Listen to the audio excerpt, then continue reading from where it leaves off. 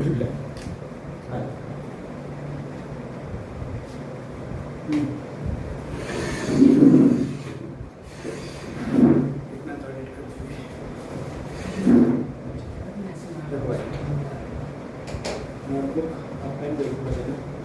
Interesting, बहुत tricky topic है differentiation. Differentiation integration दोनों पढ़ेंगे। मैथमेटिकल रूल्स हैं, मैथ्स में फर्स्ट चैप्टर से शुरू होता है। फिजिक्स में इसके कुछ रूल्स हैं बहुत इंपॉर्टेंट है, जो इसमें आएंगे ही होंगे, मतलब पूरी फिजिक्स डिफरेंशिएशन इंटीग्रेशन में ना नहीं, इंटीग्रेशन हम बाद में करेंगे, पहले हम करेंगे डिफरेंशिएशन और बेस्ड क्वेश्चंस। ठीक है, तो ये देख लेते हैं डिफरेंशिएशन आया कहाँ से, जन्म कहाँ से होगा डिफरेंशिएशन।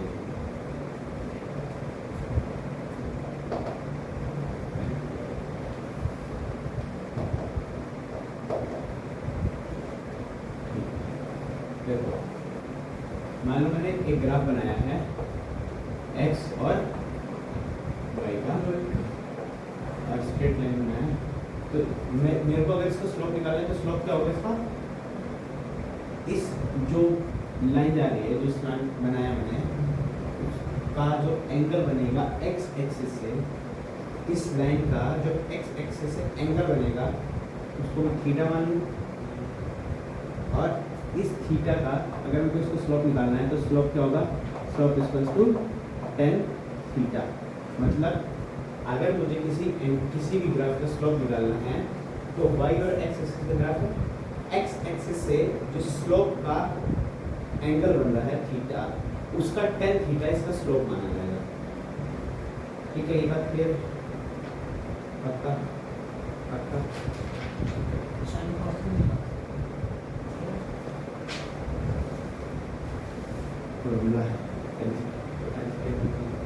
अच्छा, ये देखो, अगर जो ग्राफ है वो स्ट्रेट लाइन है, यानी स्ट्रेट लाइन का मतलब क्या है कि यहाँ पर जो स्लोप है वो कांस्टेंट है। अगर ग्राफ स्ट्रेट लाइन है तो स्लोप यहाँ पर क्या होगा, कांस्टेंट होगा। तो कांस्टेंट होगा तो मैं अगर किसी भी पॉइंट पर निकालना चाहूँ इसका स्लोप तो वो थीटा ही होगा, किसी भी पॉइंट पर निकालना है ना। लेकिन अगर मैं उसी की बजाय दूसरा एक और ग्राफ बनाता हूँ, यहाँ पर ग्राफ ऐसा है, ठीक है। अगर मुझे यहाँ पर स्लोप निकालना है तो स्लोप तो हमें वही रहेगा, स्लोप जो क्या होता है भाई tan थीटा होता है। लेकिन अगर मुझे थीटा निकालना है तो सपोज कि मेरे को इस पॉइंट में थीटा निकालना है तो मैं क्या करूँगा भाई, टेंजेंट बनाऊंगा हैं, और ये थीटा होगा। मुझे इस पॉइंट पे निकालना है तो मैं दोबारा टेंजेंट बनाऊंगा, थीटा होगा, थीटा 2 थीटा 1। इस पॉइंट पे निकालना है तो दोबारा टेंजेंट बनाऊंगा और थीटा बराबर, ठीक है ना। मतलब मेरे को अगर ऐसा पे ग्राफ है तो बार बार क्या करना पड़ेगा, जिस पॉइंट पे निकालना है उस पॉइंट पे मेरे को टेंजेंट बनाना पड़ेगा। टेंजेंट से यहाँ पर क्या हो रहा है, यहाँ पर था कि इस स्लोप का ही एंगल बन रहा था, किससे, x एक्सिस से। यहाँ पर टेंजेंट बनाएंगे, उस टेंजेंट का जो x एक्सिस से एंगल बनेगा वो हमारा थीटा होगा। यहाँ पर हम एक टेंजेंट ड्रॉ करेंगे, उस टेंजेंट से x एक्सिस का जो एंगल बनेगा वो हमारा क्या होगा, थीटा होगा। ये बात क्लियर? कोई डाउट आपका है? डाउट नहीं ना? पक्का? तो यहाँ पर मैं बोल सकता हूँ स्लोप क्या है, यहाँ पे स्लोप है वेरिएबल, मतलब स्लोप बार बार क्या होगा, चेंज होगा। थीटा जो होगा वो बार बार क्या होगा, चेंज होगा। हर पॉइंट पे हम जिस पॉइंट पे भी निकालना चाहेंगे उस पॉइंट पे क्या हो जाएगा, थीटा चेंज हो जाएगा। इतना क्लियर? ठीक है, बेसिक।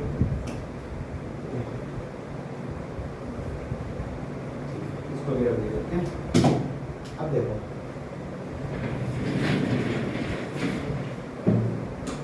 इसी में अगर मुझे इस पे स्लोप निकालनी है, अच्छा 9th में आपने स्लोप पढ़ा था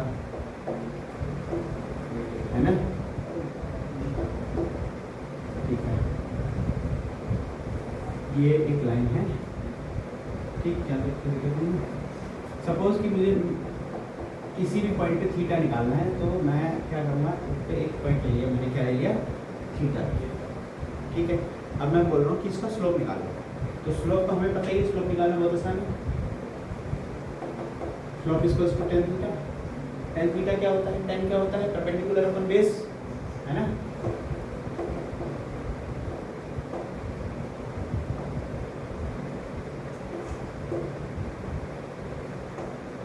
टेन थीटा क्या होता है, परपेंडिकुलर अपन बेस, ठीक है। तो यहाँ पे हमें क्या करना है, परपेंडिकुलर बेस निकालना है। उसके लिए मैं क्या करूँ, इस पॉइंट, इस ग्राफ के ऊपर कोई भी दो पॉइंट लेफ्ट कर लूँगा। एक तो मैं वही पॉइंट मान ले रहा हूँ जिस पॉइंट पे मैंने थीटा लिया है, ठीक। एक और दूसरा पॉइंट मान लेता हूँ यहाँ पर, इस पॉइंट को मैंने नाम दे दिया ए और इसको दे दिया बी। अच्छा, इसके कोऑर्डिनेट अगर मैं निकालना चाहूँ तो क्या होगा, इसके कोऑर्डिनेट क्या होंगे यहाँ पर, y x1 y1 x1 y1, इसके कोऑर्डिनेट क्या होंगे x2 y2। सही है, कोई गलती पक्का सही है ना, ठीक है। अब मैं इसको क्या करूँगा भाई, परपेंडिकुलर लूँगा यहाँ पे, और ये क्या बन गया, ट्रायंगल बन गया। परपेंडिकुलर अपन बेस निकालेंगे तो ट्रायंगल चाहिए था, ट्रायंगल आ गया मेरे पास, है ना। अच्छा, अब ध्यान से देखो, ये वाली जो हाइट है ये कितनी है, ये y1 है, है ना, ये y1 है पक्का। और यहाँ से यहाँ तक की ये जो हाइट है ये क्या है, ये y2 है। क्लियर है, यहाँ तक कोई दिक्कत नहीं, ठीक है। अच्छा, ये वाली जो हाइट है इसको यहाँ पे बना लेते, चलिए ये बना लेते हैं। ये क्या है, x1 है ना, और ये वाली जो हाइट है ये क्या है, x2 है पक्का, यहाँ तो कोई दिक्कत नहीं। अब मैं इस ट्रायंगल को यहाँ पर बाहर निकालूंगा इस ग्राफ में से, ऐसे ही है ना। ये मैंने बी पॉइंट माना है, ये ए माना है, और ये सपोज कि यहाँ पर ज्वाइन हुआ तो इसको सी मान लेते हैं, इसको मैंने सी माना। इसके कोऑर्डिनेट मेरे x1 और y1, और इसके कोऑर्डिनेट मेरे x2 और y2, ठीक है, यहाँ तो कोई दिक्कत नहीं। तो अगर मैं BC इसको निकालना चाहूँ तो इस y2 में से मैं y1 को माइनस कर दूंगा तो ये आ जाएगा मेरे पास, क्लियर पक्का। तो इसका जो परपेंडिकुलर आ गया वो क्या आ गया, y2 माइनस y1 आ गया, है ना, आ गया। अगर मुझे ये निकालना है तो मैं इस पूरे में से इसको हटा दूंगा तो ये आ जाएगा मेरे पास, है ना। तो इसके कोऑर्डिनेट मेरे पास क्या आ गया कि x2 माइनस में x1 आ गए, यहाँ तो कोई दिक्कत नहीं। तो अगर मेरे को इसका स्लोप निकालना है तो स्लोप कैसे हो जाएगा भाई, slope equals to y2 minus में y1 अपॉन में x2 माइनस में x1। चलो ये आ गया हमारा स्लोप। ये तो हमारा आ गया स्ट्रेट लाइन, अगर ग्राफ है तो उसका स्लोप ऐसे निकाल जाएगा, ठीक है। यहाँ तक कोई दिक्कत नहीं। दिक्कत कब है, जब मेरे को स्लोप निकालना पड़ा इसका, इस वाले ग्राफ का स्लोप निकालना पड़ा, तब आई मेरी प्रॉब्लम। तो इसका स्लोप निकाल के देखते हैं, ग्राफ बना लेते हैं दोबारा से। ये हो गया y और ये हो गया x, ठीक है। स्पीड में जाए तो बता देना, यहाँ तो कोई दिक्कत नहीं। अगर मुझे किसी भी एंड पॉइंट पे से कोई को थीटा लेना है तो किसी भी पॉइंट पे थीटा लूंगा तो क्या हो जाएगा, देखो उसका टेंजेंट बनाना पड़ेगा, है ना। तो इस हिसाब से अगर मैं देखूँ तो भाई मैं अगर इधर निकालूंगा तो कुछ और आएगा, इधर निकालूंगा कुछ और, इधर आएगा कुछ और, कुछ और, कुछ और, कुछ और, कुछ और, राइट, ऐसे होता रहेगा। तो इसमें भी जैसे हमने इसमें दो पॉइंट लेट किए थे, यहाँ पर भी हम कोई भी दो पॉइंट मान लेंगे, ठीक है। अरे नींद आ रही है क्या,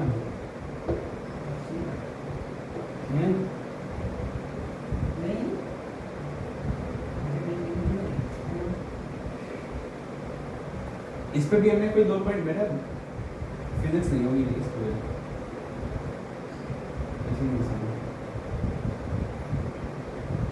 इस पे भी मैंने कोई दो पॉइंट मान लिए, एक ये मान लिए, एक ये मान लिया।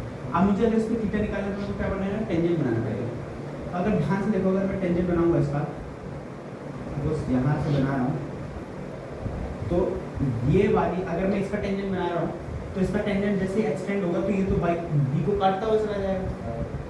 और टेंजेंट कभी भी किसी भी एंगल को काटता नहीं है, उसको टच करके जाता है सिर्फ, उसे ही कहते हैं ना टेंजेंट। टेंजेंट तो पता है ना आपको, नहीं 10th क्लास में पढ़ा था सर्कल वाले सेक्टर में, कि टेंजेंट कभी भी किसी भी एंगल को काटेगा नहीं, उसको टच करके जाएगा, उसे टेंजेंट बोलते हैं।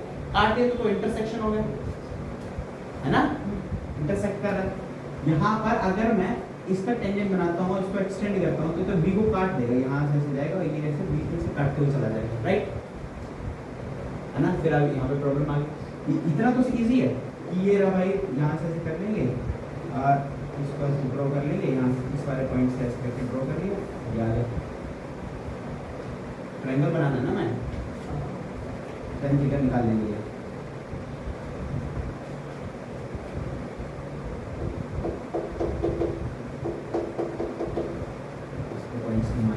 लेकिन ये कर्व है, हाइपोटेन्यूज भी तो चाहिए, तभी तो टेन थीटा लगेगा। थीटा कहाँ पे बनाऊंगा, थीटा बनाने के लिए हाइपोटेन्यूज चाहिए, हाइपोटेन्यूज पे इनको टेंजेंट बनाना पड़ेगा, टेंजेंट क्या है, कट रहा है इसको, तो ऐसा नहीं होगा। तो हम इस पे एक बहुत अच्छा हमने इस पे रूल अप्लाई किया, क्या किया हमने, इसको पॉइंट ए को पॉइंट बी के बहुत ज़्यादा नज़दीक लिया है, पॉइंट ए को पॉइंट बी के बहुत ज़्यादा नज़दीक लेके आ गए, ठीक है। मैं दोबारा ग्राफ नहीं बना रहा हूँ, इसी में एडिट कर रहा हूँ, ध्यान रखना। पॉइंट ए को पॉइंट बी के बहुत ही ज़्यादा नज़दीक लिया है। अब जो टेंजेंट यहाँ पर बनेगा, ये दोनों पॉइंट को टच करके जाएगा, किसी को काटेगा नहीं, देखो, है ना। और इसको अगर मैं बनाना चाहूँ तो ये मेरा बन जाएगा ट्रायंगल, ठीक है। तो बहुत ज़्यादा है, नज़दीक है, तो इसलिए क्या होगा, बहुत ही छोटा सा ट्रायंगल बन पाएगा।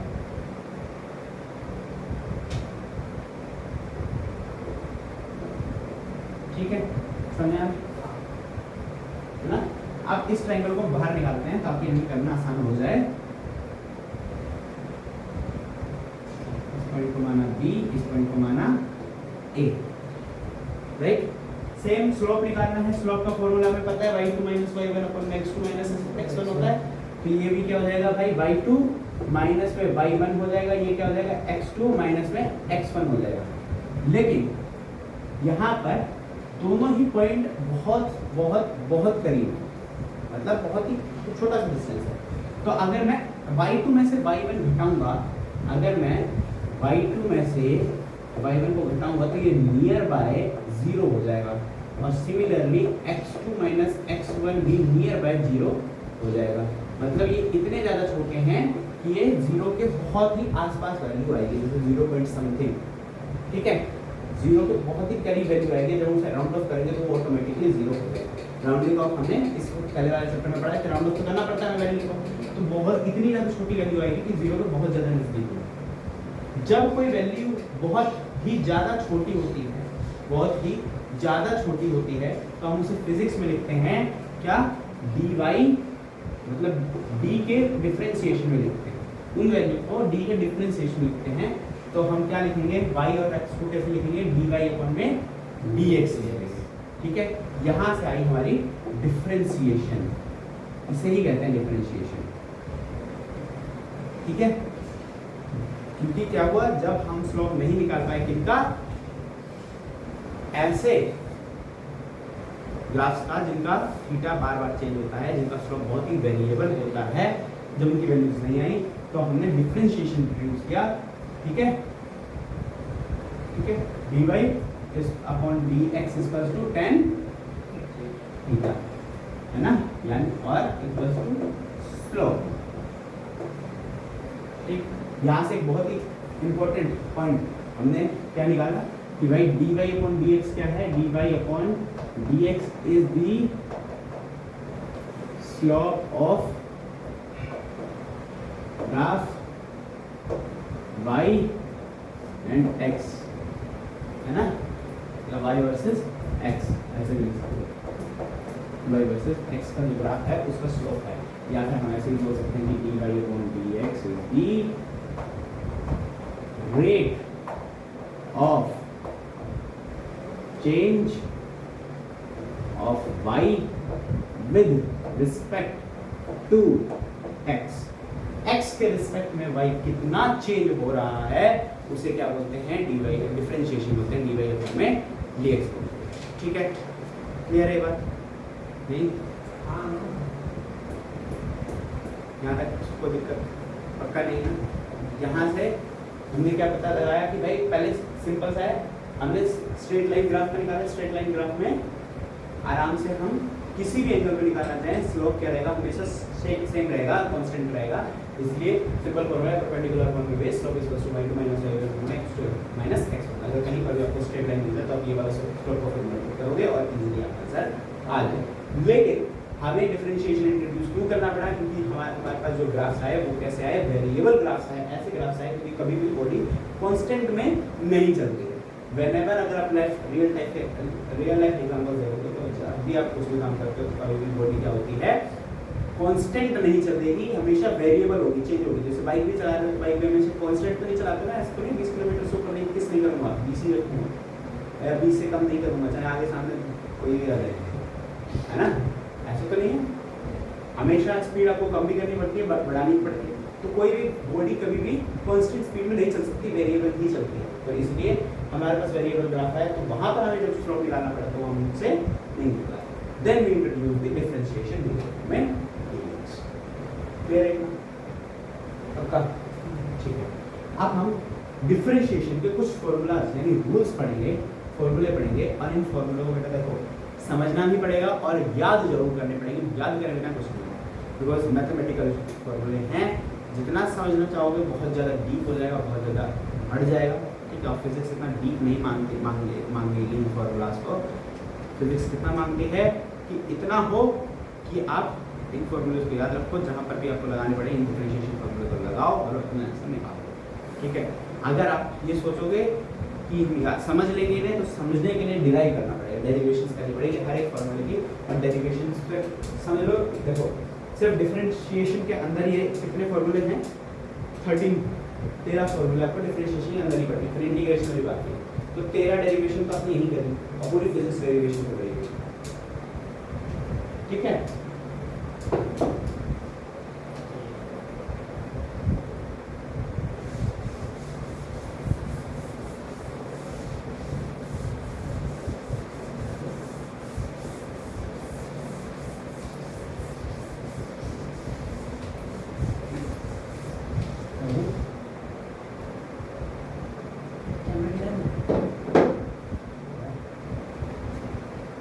देखो पहला है कि अगर y जो है वो कांस्टेंट दे रखा है, यानी y कोई भी वैल्यू दे रखी है, जैसे 5 हो, 6 हो, 7, कोई भी कांस्टेंट वैल्यू दे रखी है, तो dy अपॉन भी dx उसका जो डिफरेंशिएशन होगा वो हमेशा क्या होगा, 0 होगा, हमेशा क्या होगा, 0 होगा। सपोज कि अगर भाई ये y है, ये x है, यहाँ पर कहीं पर y दे 5 पॉइंट दे रखा है, y 5 यानी 5 का मतलब है कि 5 y की वैल्यू 5 है तो कभी चेंज नहीं होगी, ऐसा ग्राफ बन रहा है, ठीक है। तो x के रिस्पेक्ट में कितने का एंगल बना रहा है, 0 का बना रहा है ना। x तो चेंज ही नहीं हुआ, x तो 0 ही रह गया, तो x के रिस्पेक्ट में 0 का एंगल है, तो 0 का एंगल बना रहा है, तो dy अपॉन dx क्या होगा, 0 हमेशा, ठीक है। बहुत आसान है। दूसरा रूल क्या कहता है कि अगर y की पावर x, अगर y की पावर x दे रखी है, नहीं एक मिनट,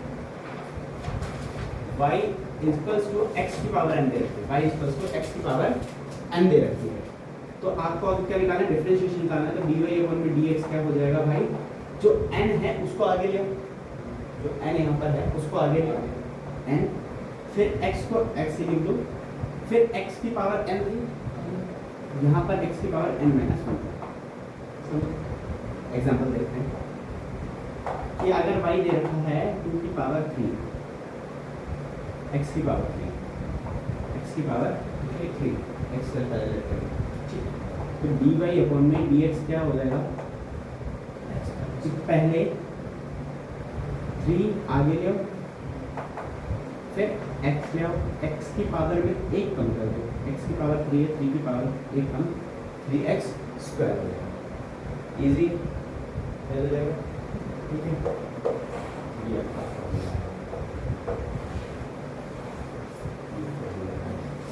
ठीक, चलो तीसरा करते हैं।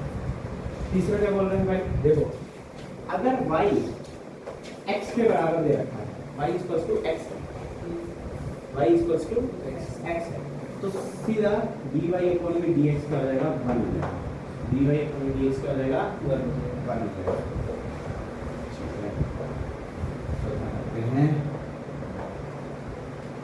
ये क्या देखते हैं कि suppose y equals to 5x square दे रखा है, क्यूब दे रखा है, 5x क्यूब दे रखा है, ठीक है, y equals to 5x cube दे रखा है। तो यहाँ पर क्या करना है, y इक्वल्स टू कांस्टेंट को मत छेड़ो, कांस्टेंट को वैसे ही तो 5, अब x क्यूब दिया है, इस पे आ जाओ वापस, ये वाला फॉर्मूला x की पावर n, x की पावर n वही वाला फॉर्मूला इसमें 3 को आगे ले आओ, ठीक है, x 3 की x की पावर में 1 कम करना है, कितना हो जाएगा स्क्वायर में 5 3 15 x स्क्वायर, ठीक है, यानी फॉर्मूला अगर बनाएंगे तो y इक्वल्स टू कोई भी कांस्टेंट x की पावर n है तो 5 का एलजेब्रा रहेगा x की पावर वो n x की पावर n माइनस 1, ठीक है, ये आपका हो गया। और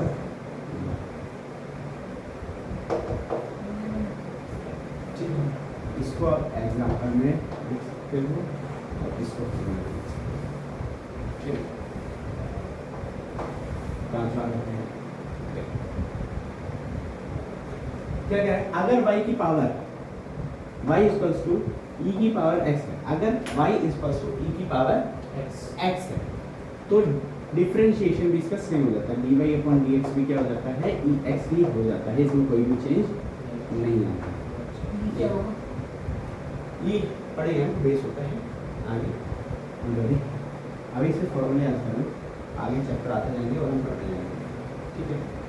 अगर y की पावर log x है, अगर y equals to log x है, अगर y equals to log x है तो dy अपॉन dx क्या हो जाएगा 1 अपॉन x हो जाएगा, dy अपॉन dx क्या हो जाएगा 1 अपॉन। अगर y log x दे रखा है, अगर y log x दे रखा है तो dy अपॉन dx हमेशा क्या होगा 1 बाय x हो जाएगा, उसका डिफरेंशिएशन क्या हो जाएगा 1 बाय x हो जाएगा, ठीक है। अगर 7 y इक्वल्स टू ax दिया हुआ, y इक्वल्स टू ax दिया हुआ, ठीक है, तो dy अपॉन में dx इक्वल्स टू हाँ ax log x, हाँ ax log a क्या हो जाएगा, ax वैसे लिख दो, उसका आगे log a,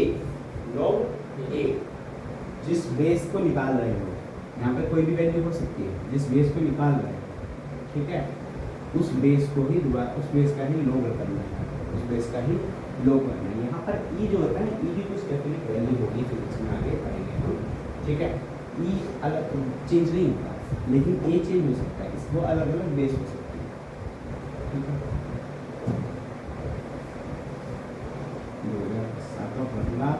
coming back to 8th formula, ठीक है, यहाँ से आपका आ जाता है ट्रिग्नोमेट्री शुरू कि y अगर क्या है sin x, y क्या है sin x से रखा है तो dy अपॉन dx क्या हो जाएगा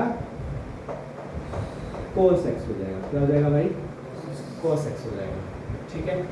याद रखना ये बहुत ज़्यादा यूज होते हैं, ट्रिग्नोमेट्री के जितने फंक्शन हैं यहाँ पर वो बहुत ज़्यादा यूज होते हैं। 9th पे आ जाओ, अगर y दे रखा है क्या दे रखा है cos x दे रखा है, अगर y दे रखा है क्या cos x दे रखा है तो dy अपॉन dx क्या हो जाएगा माइनस sin x,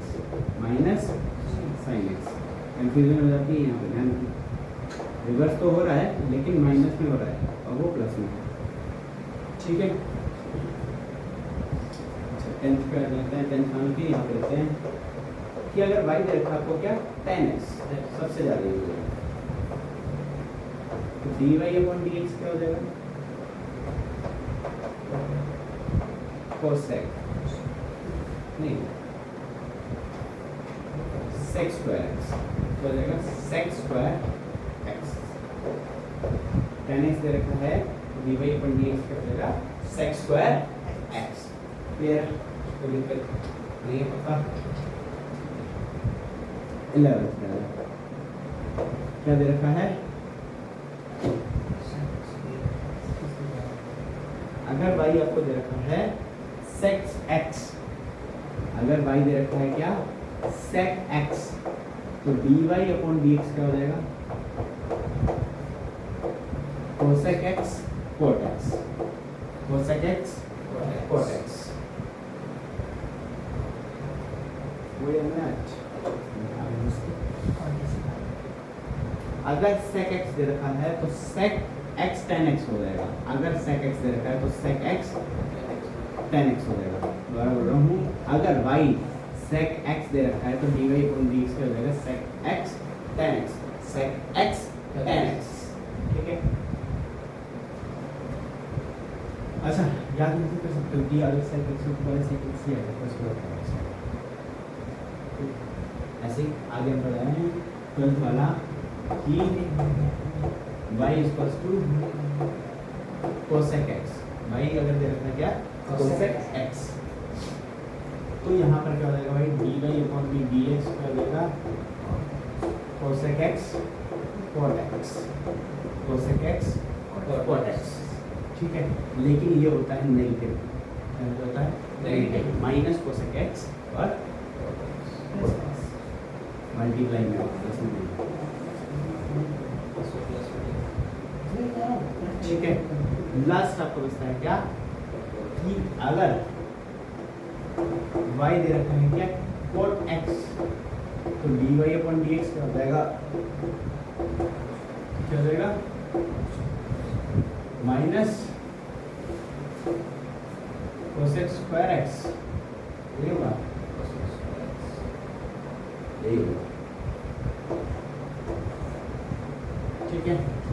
ये है कौन से 13 डिफरेंशिएशन रूल, इनको लिख लो, याद जरूर करना। ठीक है?